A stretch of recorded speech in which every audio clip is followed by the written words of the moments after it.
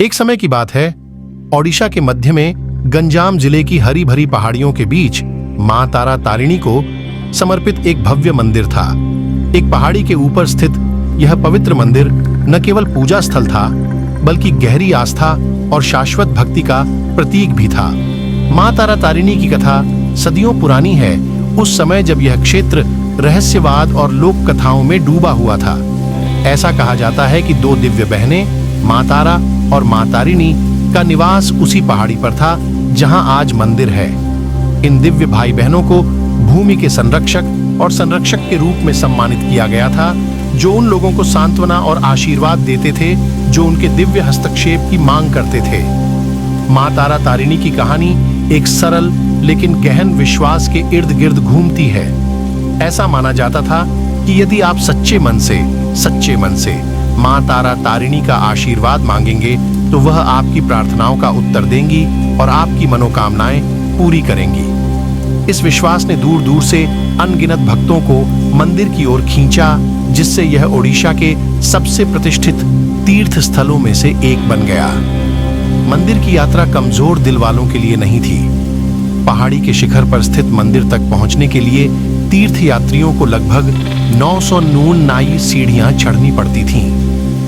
लेकिन शारीरिक परिश्रम उन श्रद्धालुओं के लिए कोई बाधा नहीं बन सका, जिन्होंने अटूट दृढ़ संकल्प के साथ इस कठिन यात्रा को पूरा किया।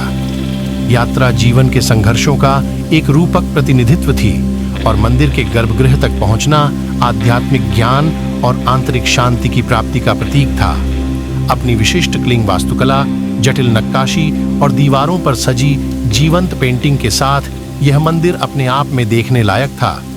दीप्तिमान आभूषणों और रेशम से सजी मां तारा और मां तारिणी की मूर्तियां दिव्य कृपा की आभा बिखेर रही थीं। हर दिन मंदिर भक्तों के मधुर भजनों और मंत्रों से गूंजता रहता था, जो प्रार्थना करने और अपने प्रियजनों के लिए आशीर्वाद मांगने के लिए एकत्र होते थे। धूप की सुगंध और मंदिर की घंटियों की आवाज से हवा भर गई, जिससे शांति और आध्यात्मिकता का माहौल बन गया।